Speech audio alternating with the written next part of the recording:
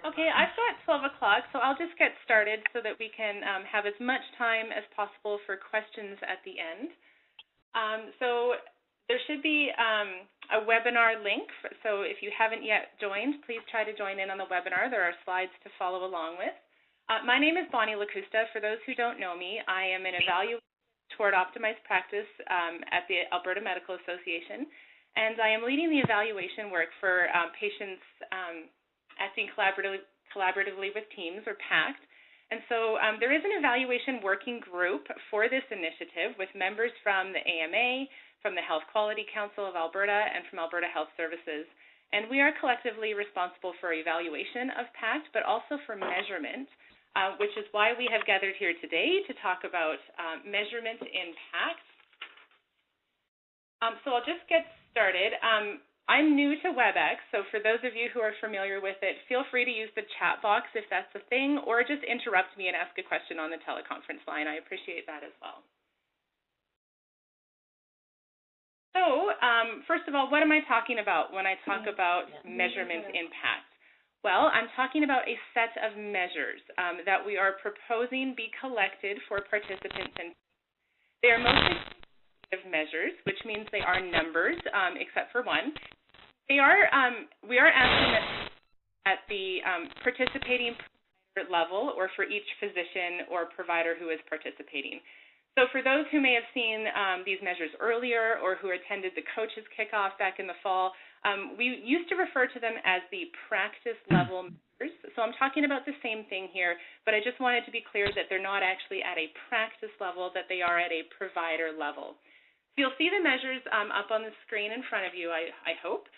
We're going to go through each one of these, so I'm not going to spend a lot of time talking about them right now, but I do want you to know that this set of measures is part of a much more comprehensive evaluation plan. This is not the only way we propose to evaluate PaCT, nor is it, I think, the most important way we are going to evaluate the Innovation Hub phase of PaCT.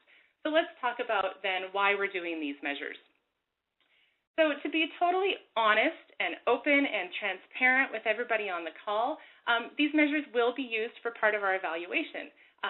I think all of us would understand that this Innovation Hub phase is about implementing process change and behavior change. So there's not actually a measure or a number the evaluation working group can ask you to collect that would help us to understand that. So most of our activities and evaluation will be around qualitative data capture, so interviewing you and focus groups and so on. But I think these measures will help provide context to that qualitative information. So I think these measures and the qualitative pieces that we'll be capturing will complement each other and work together to really help us fully understand this Innovation Hub phase. Some of the things we're particularly interested in that these measures may help with is understanding the evolution and the changes that you're going through. So for example, how often are you changing your definition of complex health needs, and how often are you able to make offers of care planning and complete the care planning process? It'll help us to understand the pace at which you're able to work. So I think importantly from an evaluation perspective, the message I want to share is that we're looking to use these measures to learn from you as the Innovation Hub participants. We really have no benchmarking. So for those of you who are not an evaluator, that means a benchmark is a standard that you would strive to, or a target. We do not have goals. We will not be comparing clinic to clinic or PCN to PCN. We are genuinely looking to learn. So as an evaluator, I don't profess to know how many care plans can or should be completed. I would like to learn from you the pace at which you're working and the things that you are achieving. So I think that's the message from an evaluation perspective. But I think more importantly, one of the reasons we're proposing a set of measures in PaCT is so that you, as the clinic teams doing this work, have your own data to reflect upon. I think it's important for you to own your own data, to have access to it, to be able to talk about it and reflect upon it. And so we've built in some components in our measurement toolkit, which I will talk about, that will help you to use your own data. And I really hope that it becomes an important part of your improvement team discussions, and you may be able to share this at your Share and Learn webinars, and I really hope you're able to find it valuable. And that's one of the things we'd like to hear about as well. So that's sort of why I'm proposing, or the evaluation group is proposing a set of measures, but we've also tried to rationale for each specific measure. So if you're wondering why did they include that one, we've tried to show you that as well. Just to give you a little bit of background, these did come out of an evaluation plan that does exist for the Innovation Hub phase. Your PCN evaluators were consulted in the fall on these measures, and their feedback was incorporated. The evaluation working group continued to refine the measures. We reached consensus, and then we sort of brought it to a broader group, and we consulted with our database team. We consulted with the EMR team. Your improvement advisors have actually attended a webinar prior to this, so they have been sort of prepped on these measures, much like the coaches get to attend their test box prep webinars. And we've also presented these measures at organizational leadership and at steering committee. So it's a lot of people that have had a chance to have input on these measures. Having said that, we are in no way saying that they are perfect or sort of written in stone, and we are genuinely interested in feedback about the measurement process and the measures themselves, and I'll talk about that as well. But before we get to that, I guess I wanted to address this measurement toolkit. So some of you may have heard this phrase, I think, at coaches kickoff. It may be documented in some of the information you have. And I don't know about you, but I've certainly been a part of initiatives in the past where I hear phrases like toolkit, and I wonder, what the heck does it mean? So I want to be as clear as possible here. The toolkit is this webinar, which is being recorded, so you can listen to my shaky, nervous voice over again if you'd like to. The measurement toolkit includes resources you have available to you. So your improvement advisors are a resource for you. Your evaluators are a resource. The evaluation working group is a resource. You will also be given a data collection tool, which as soon as I figure out how to email all of you, will be sent out, hopefully today, if not tomorrow. And that data collection tool does have those run charts that will help you to explore your own data. And you will be given an instruction guide, which is a comprehensive manual that walks through the how-to. It documents everything I've talked about in this webinar, the rationale, everything you may need to know about how to get these measures and how to report them in the data tool. So that collectively is your measurement toolkit. So the process. The first thing that we would like you to do when you get your data form and you get your instruction guide is just to play around and test things out. Test your EMR. What do you already have an existing process for? So we do know that some teams are already measuring. I think that's fantastic to hear. It shows that you value looking at your own data.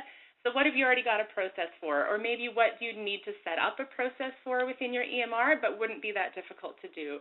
Or what do you have questions about? What wasn't clear to you? So just kind of play around. We're hoping that we'll give you about a month till the end of February, just sort of test things out, get a feel for things, and we'll do sort of a trial data collection cycle. So we'll ask the data to be sent in, and this is really just to give the evaluation working group a chance to look at the data and say, okay, so a lot of teams seem to have trouble with this measure because no one put it in, or everyone seemed to be capable of collecting this measure. It'll help us to get an idea of what sort of feedback we should be seeking in our feedback discussions. So then after that data is sent in, we will be booking probably a couple of different sessions to give you the most opportunity to attend in your schedules, to hear back from you about how that playing around went and what questions you had, what did you find valuable, and so on. And then eventually, the goal will be to enter into data collection cycles or data collection cycles that align with your share and learns. So every 2 months, you would be entering data into your data form. It would be a discussion at your improvement teams. You would send it into the PaCT email account, and this is all in the instruction guide. And if relevant, you would report out on it at your share and learns. You could talk with your improvement advisor about it, and those would be 2-month cycles that align with each test box. So the data form I keep talking about, which will be sent out to you, this is a pretty messy slide that I'm kind of now wishing I'd broken up, but I didn't, so let's go with it. The box in red on your left, this is a screenshot of the data entry section of the form that you will be getting. It looks kind of lengthy and confusing, but I'll explain that as we go through each of the measures. It really is just the 8 measures that I showed you at the front. The green box in the upper right, so this is a screenshot of the kind of bottom left section of an Excel form. If you can think about that, some of you may be aware that Excel has different tabs that open different spreadsheets. So we've taken advantage of that here in our data collection tool so that the first tab actually reflects a set of instructions and the highlights from the instruction guide for you. The next 6 tabs are data entry forms for your data collection cycles, and the very last tab has some run charts that auto-populate with the data that you enter that'll help you to reflect on changes and trends over time. So this means you will not have to be getting new forms each time you do a data collection cycle. You'll always have this form with you. You'll always have last cycle's data available for you to review. You'll always have the run charts with you. So that's kind of a new process that we are trialing out, and we'd like to hear about that as well. The yellow section is just kind of a zoomed-in screenshot of the demographics part of the form. I just did that to draw your attention to this particular area, because we recognize your PCN name is not going to change over time. Your clinic name is probably not going to change over time, so we didn't want to ask you to type it out every 2 months.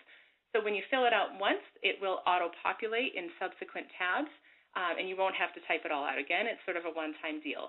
So we try to approach the development of this data form from a user perspective and really try and ease how many times you had to click or type or how long it would take to fill out.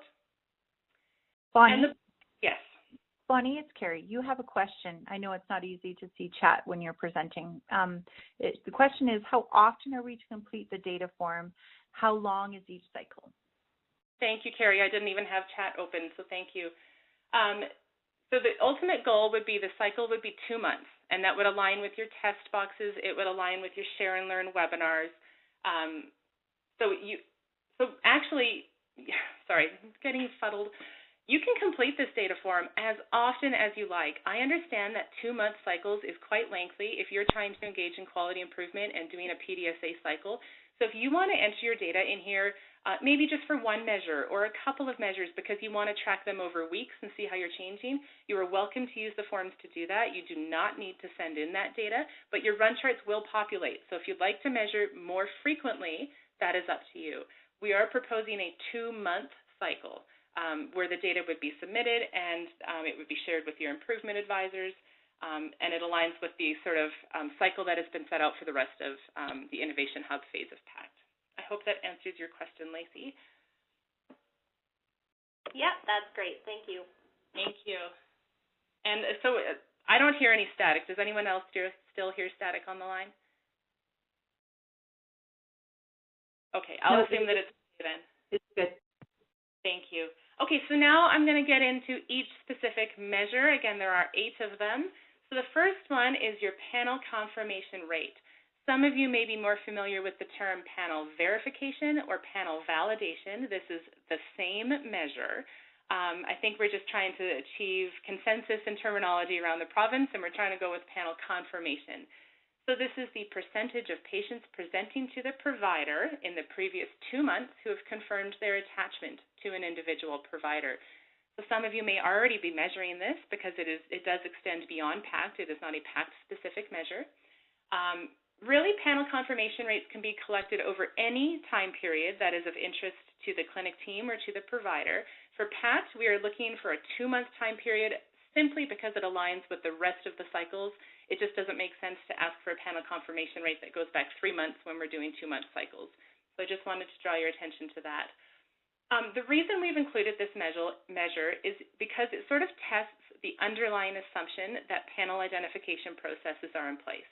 So we know how important it is to know who your patients are and know who's on your panel so that when you're targeting individuals for a care planning process or those with complex health needs, that you're targeting people that are actually belong to the physician and are on the right panel. So this is just ensuring that we have panel identification processes in place and your patients are your patients. So the methodology section, I've included it kind of on each slide here, but really you're going to turn to the instruction guide for most of your methodology questions and answers. There are links in the guide to EMR videos and tip sheets on how to do this for each specific EMR, and just some more FAQ sort of tips and tricks on what this may look like. At the very bottom of the slide, you'll see a little tiny screenshot. This is just a small section of the data entry form that shows you where you would enter this number and where the blue arrow is. And you can see below that there's a little pop-up box, and it says this value is a percentage. So throughout the data form, there is built-in help or built-in pop-up support that may answer some questions or ensure that you're entering the right metric into each cell. And then on the bottom right of your slide, you'll see that yellow arrow that says Phase 1 Identify. So I just wanted to draw your attention to those because these measures do specifically align to the model care planning process that's part of PaCT. So we made sure that we had measures for each of the 4 phases. We know it's important to complete all 4 phases of that model care planning process. And so we've included the little arrows to show you which phase each of these measures is aligning to. So the next measure is defining complex health needs, and this is actually the only one that's not a number, and this is literally just your definition of complex health needs, as defined by the provider and team, that is used to systematically identify patients who would benefit from care planning.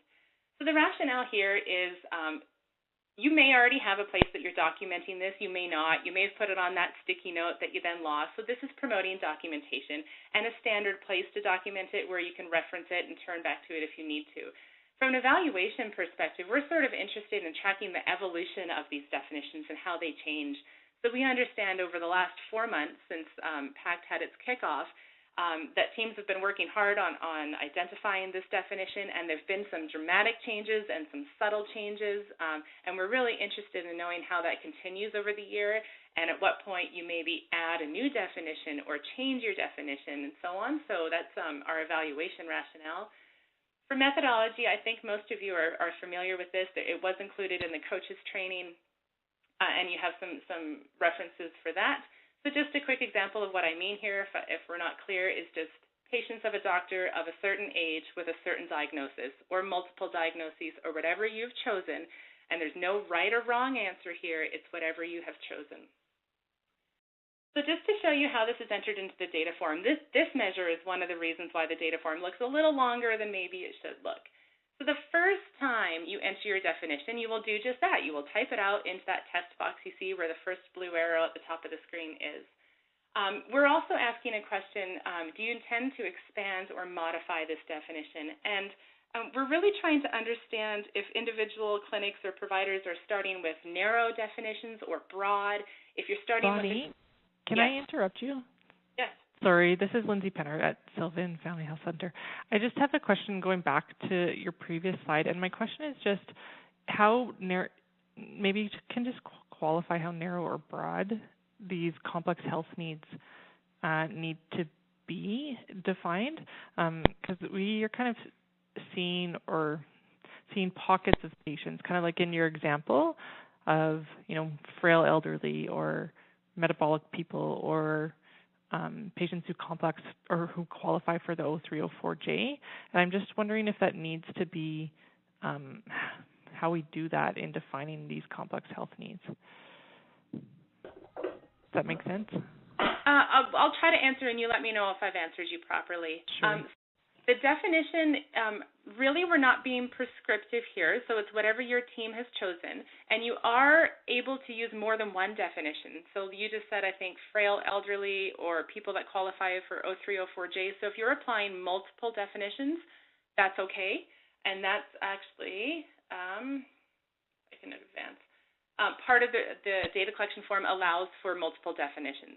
So we are genuinely interested in learning about what it is your team is doing. So if your definition is very broad, we are interested in knowing that. If your definition is very narrow, but you're working through several definitions or you have a plan to expand them, and what I mean by that is if you start with a population that's 80 and over, but you plan to extend that to a population that's 70 and over, or maybe 65, and then at that point you stop because that's that point. That's just an example off the top of my head. It may not apply to anybody, but that's genuinely what we're interested in learning about. So I don't know that I can have an answer for you about how broad or narrow your definition should be. It's what you tell us it should be, or what you work with. As long as it's okay that it's vague or as specific as we determine, that's all that I'm happy to know about. Okay. Thank you. So I think I sort of explained some of this then. So the two yellow boxes you see on your screen are because we are allowing room for multiple definitions to be used at the same time. So currently the data form has room for 2 different definitions. If you require more than that, you let us know in our feedback session and we can work on that for you.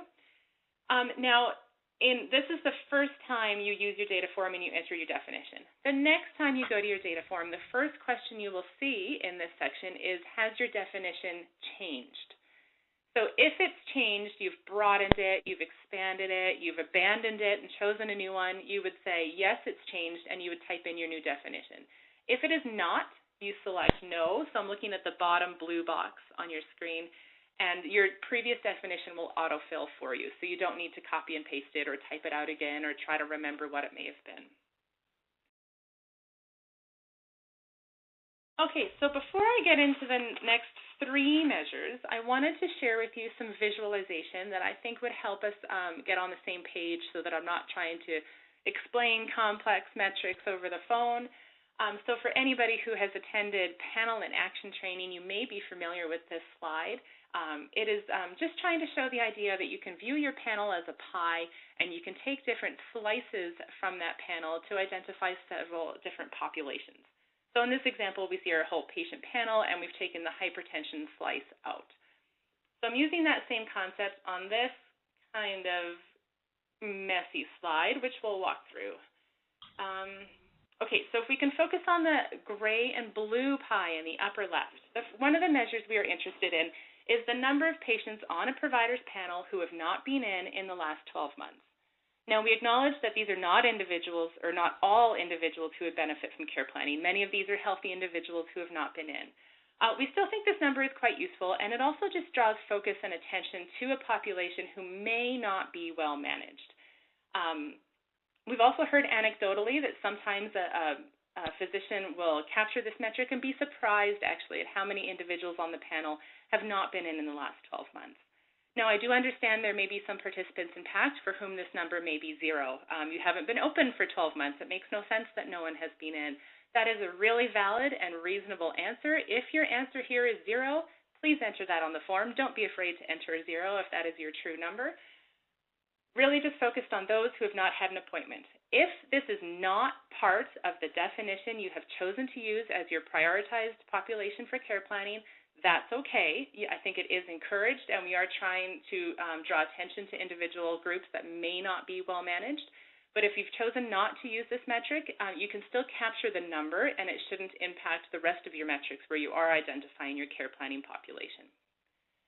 So then the circle or the pie chart in the upper right that is now gray and yellow, this is taking the definition that you've decided upon as a team, searching your EMR for individuals that meet your definition, and marking the record. So this is the number of patients on the panel whose records have been marked, and whatever you choose to do to mark that record, it could be PaCT or care planning or complex health needs or whatever terminology you've decided is up to you. And all these methodologies are outlined in the instruction guide.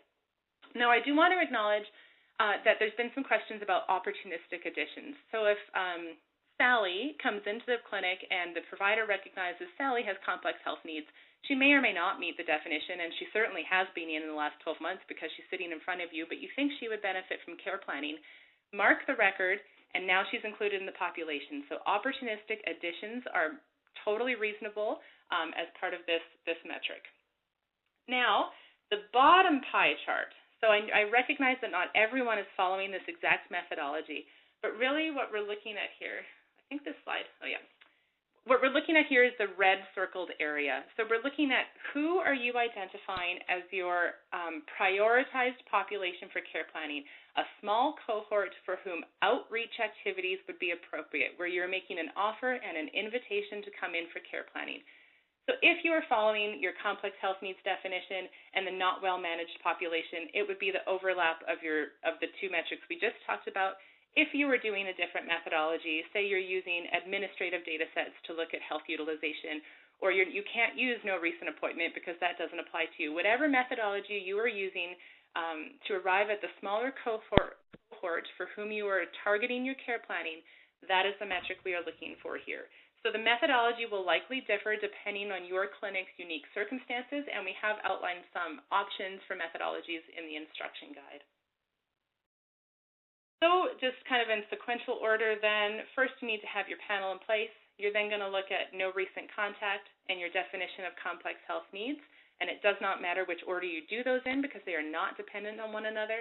And somehow then you will arrive at your prioritized subgroup for complex health needs, which is kind of a lengthy term for a metric that is really just identifying where you are starting with your care planning processes. So these are the 3 metrics that I just talked about in those visuals. The first one is no recent appointments. Again, the rationale here is just to draw your attention to individuals in your panel who may not be well managed, recognizing that many of them are well managed because they fall into that category of healthy individuals who don't need to be coming in every year. The next metric then would be individuals who meet your definition for complex health needs.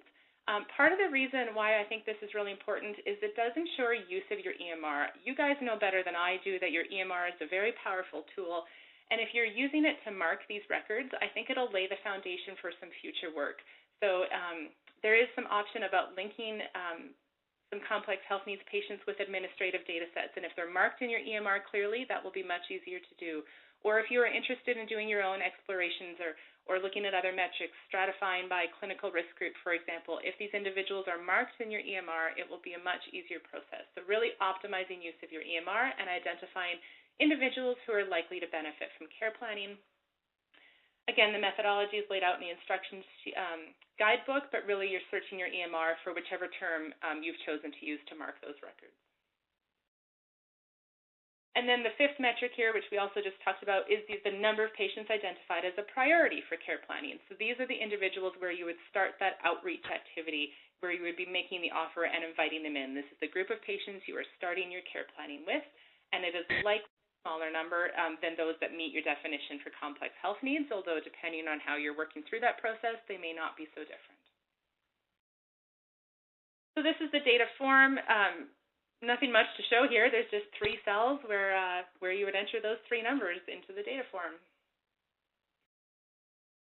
So our 6th of 8 metrics now is the offer of care planning, the number of patients where complex health needs, with complex health needs where a documented offer has been made. Now, I mentioned that we'll be having some feedback sessions about these metrics probably in early March. And I'm really interested in this one. This one was sort of precariously perched on the chopping block for a while. The rationale here is we're interested in knowing about the process of making the offer. And if you are making the offer to a number of patients who are not coming into the office, they're not taking advantage of the offer, they're not completing the care planning process, this may be an indicator of some processes that need to change. Maybe a script needs to be created, or a script needs some modification, or roles and responsibilities of making the offer need to be reviewed. So I do think it's an interesting metric that does provide significant value. However, if you've played around with this over the next month and you find that refusals are not a problem, no one is not taking advantage of this offer, then this metric is of significantly less value. The other component here is when we spoke to our EMR team about how this may be captured in the EMR, they sort of informed me that though it may be possible if you're an expert EMR user and you know how to document this, or you know how to put some processes in place to make this possible, for most people it may be a manual process to track this. So it may be a tally sheet or a tick sheet that you need to keep track of. Now, again, I don't really have a strong understanding of how many care plan offers are being made. I don't know if it's one a week or one a day, so I don't know how burdensome or onerous this may be. So again, I want to reiterate the message that this is helping us to learn. I would like to hear your feedback about this measure. I would like to know about the processes you've put in place to try to capture this measure, and we'd like to learn about its value or utility. So it's part of the set right now, but I'd like to have a discussion about it when we reconvene. Okay, the 7th metric now is the number of completed care plans. So I hope that doesn't surprise anybody that we may be interested in that. And particularly why we're interested in it is to show pace. So I've said several times now that I don't understand how many care plans are completed and at what pace. So this will help us to understand that. It'll also help us to understand impact to Albertans. So how many Albertans have now been participants in this patient-centered joint care planning process?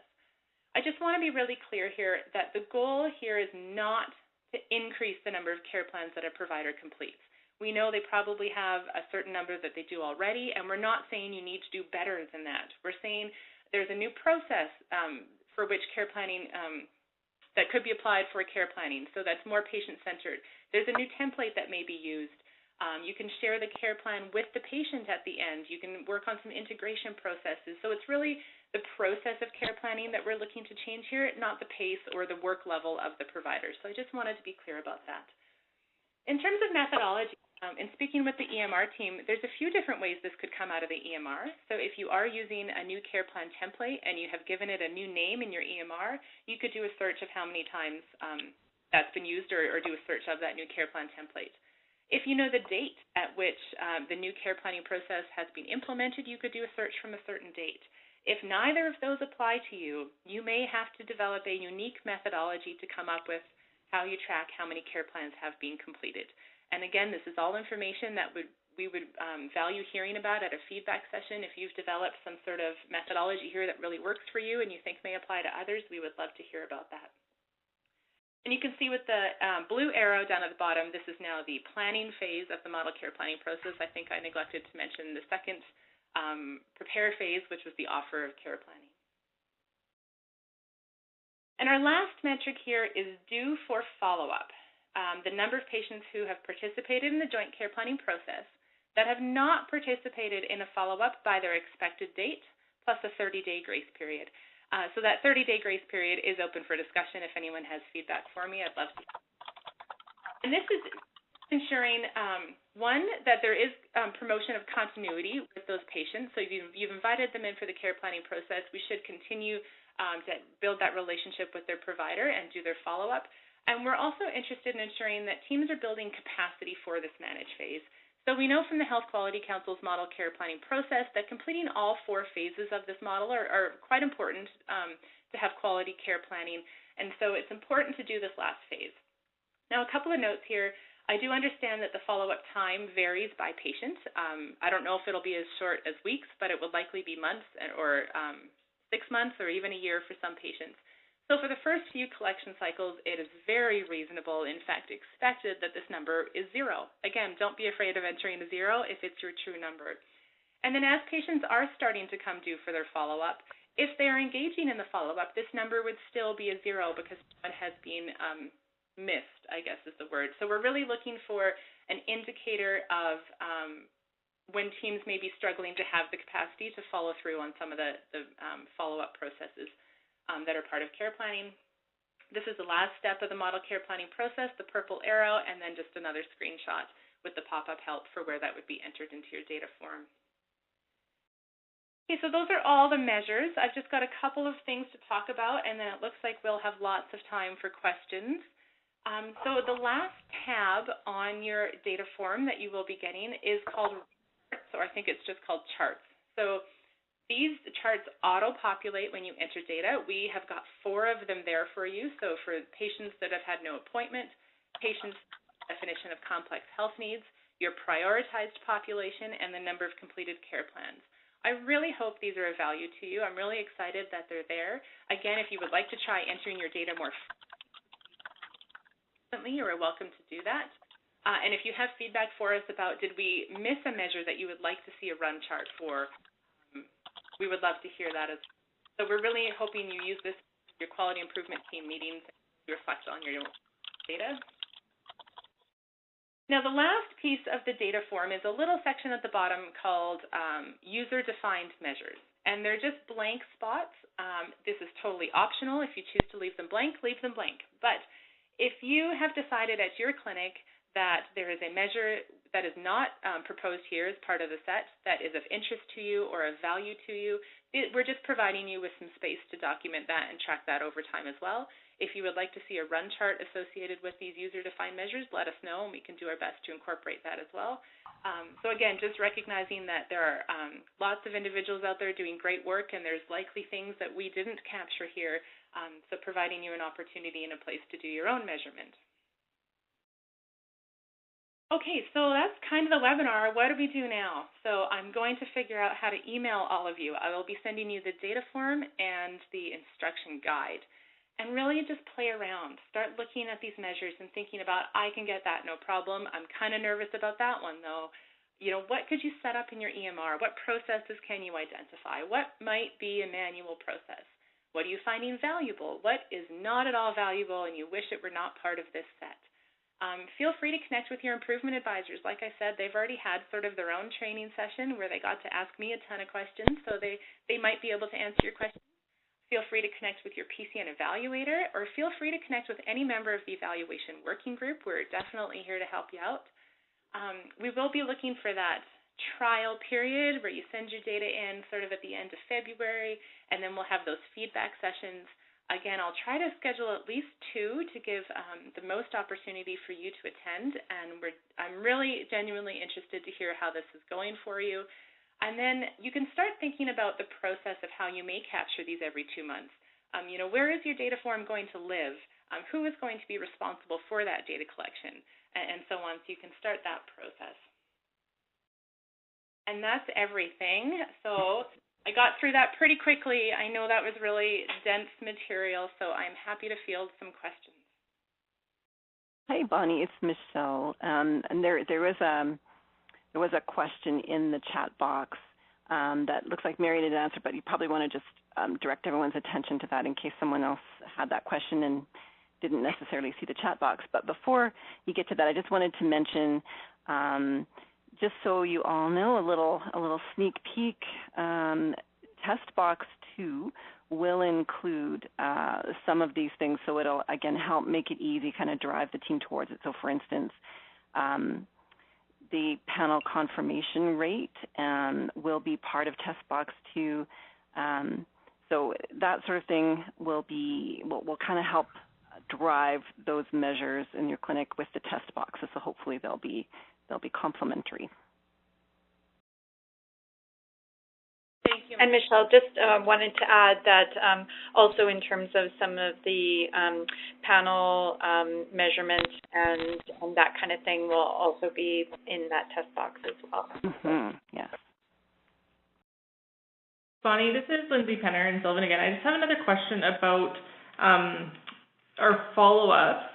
And maybe the instruction guide will help guide us a little bit with this too, but I'm just wondering with sort of some of the push towards having patients do self-management techniques, right? So, for example, at-home blood pressure measurements or, seeing their optometrist for their dilated eye exam for diabetes. Those are just a couple examples that I can think of off the top of my head.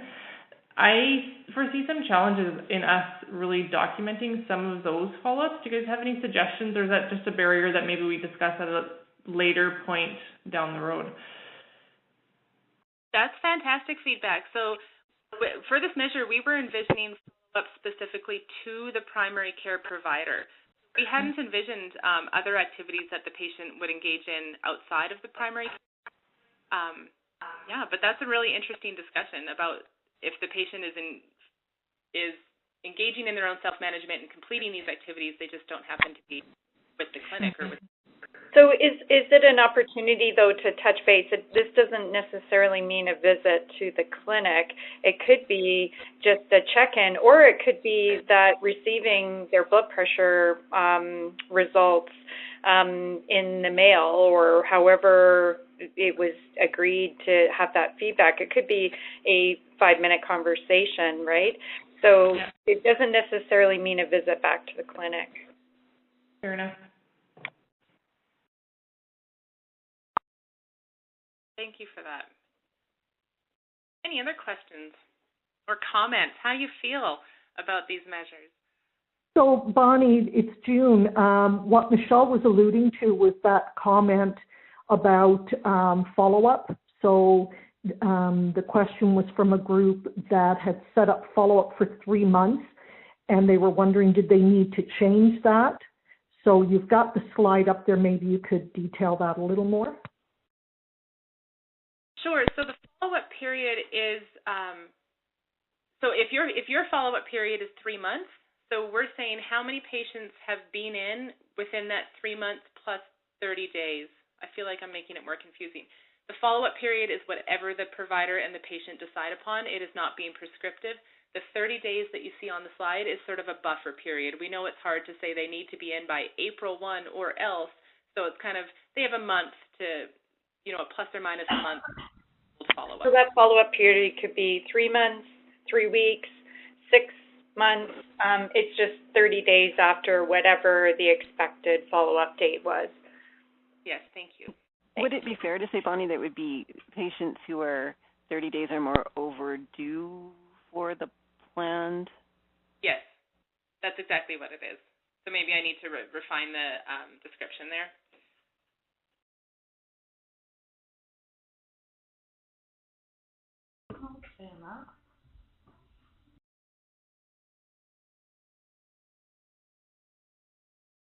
anyone else have questions? So my email address is in the instruction guide that you'll all be getting. So feel free to reach out to me at any time. Please look forward to some invitations for feedback, and if you can attend, please give it some consideration. We'd really like to hear from you. You guys are part of our innovation and discovery team, so we'd like to get your feedback. I understand some of these may be more difficult than others. So we'd really like to learn about the value that they may be providing or what could be done differently. What measures did we miss that you feel are really important as a part of this process? Any other questions? I feel like I went through that way too quickly, you guys. Hi, Bonnie. It's Lacey from LifeMed. I'm here with Dr. Joe, and we just had a quick question in regards to the follow-up. So what we're doing is we have the initial visit, and then about 2 weeks later we contact the patient, and we have kind of an evaluation questionnaire that we hook them up with just to get some feedback about how the process went. But then we also have another additional follow-up where we're hoping to have a visit with the patient in the clinic to assess how things went, and that's depending on the patient and the team. So this number, is this just capturing if we were able to contact them to give them the questionnaire, or is it capturing did they come for that second visit? So I mean, it would be interesting to hear more about the questionnaire process, but I would suspect what this is trying to capture is more of a clinical visit, something that would be addressing the actions that have been taken in the care plan, or recording new health metrics or health outcomes, or revising goals. So without knowing all of the details, I would suggest that maybe the follow-up period is the second aspect that you had mentioned. Okay, great. Yeah, that answers it exactly. Thank you.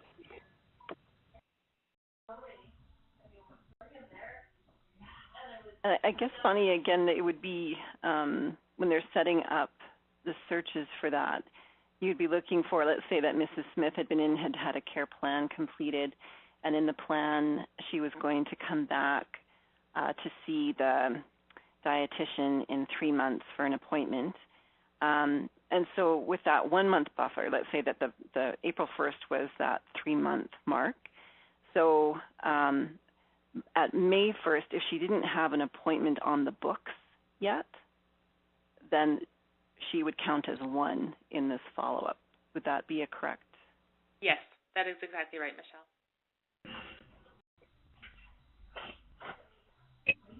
So it sounds like this due for follow-up metric needs some refinement, some more detailed explanation. So I'm excited to be receiving this live feedback.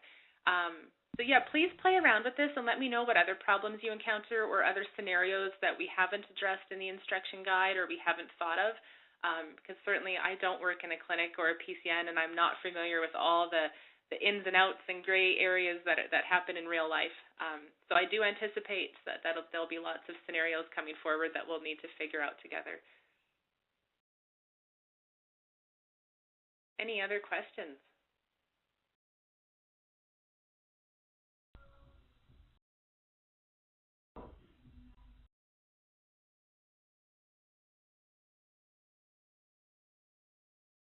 Well, I didn't count to 8, but I feel like that was a wait for 8.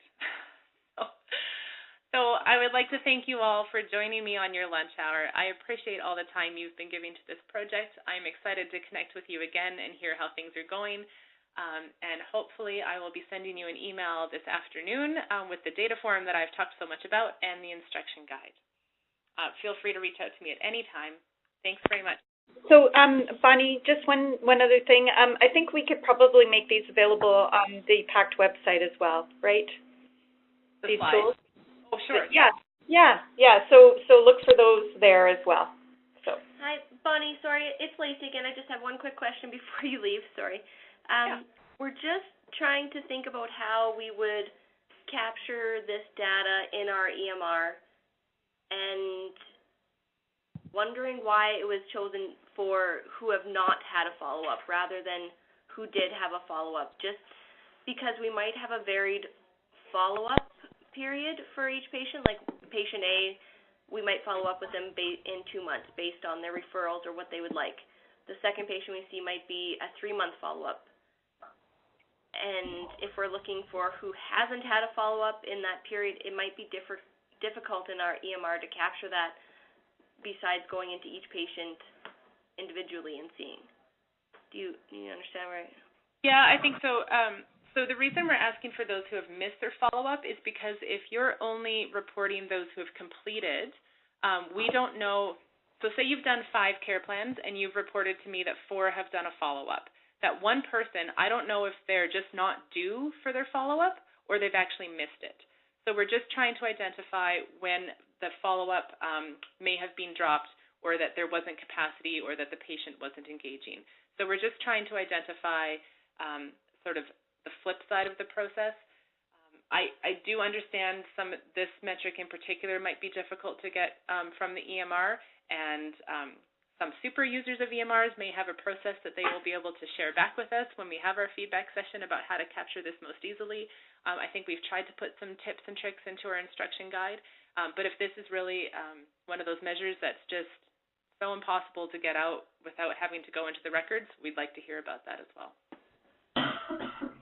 Thank you. Bonnie, it's Barb here. I'll comment as well. And Lacey, I hear your question because I thought about this particularly in Wolf, and it is different by EMR because some EMRs have very searchable things. Like in MedAccess, there's a lot about the tasks that makes it searchable, and you have this ability to do it that's different maybe in Wolf.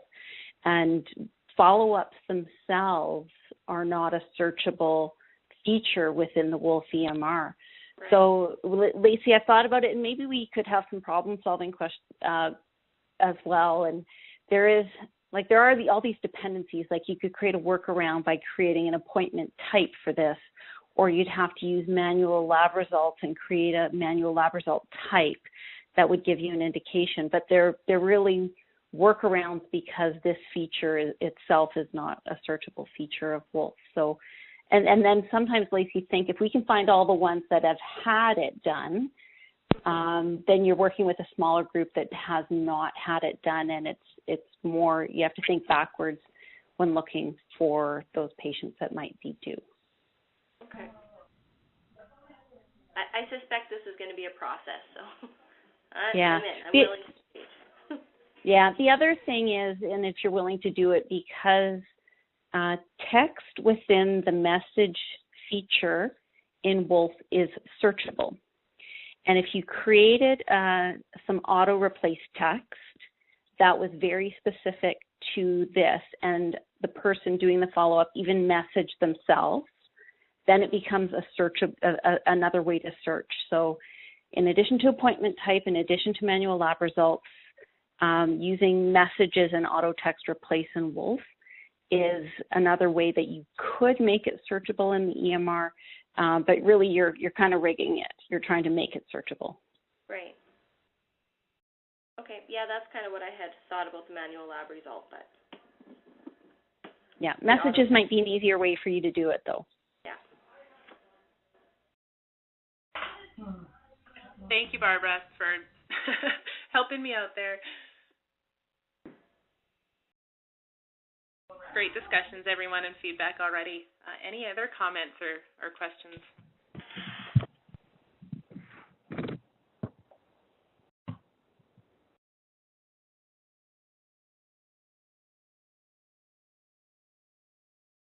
Okay, well, I'll let you all go with 10 minutes to eat a quick lunch if you haven't already. Thank you very much again, everyone. Thanks, Bonnie. Bonnie, thank you. Thanks, Bonnie.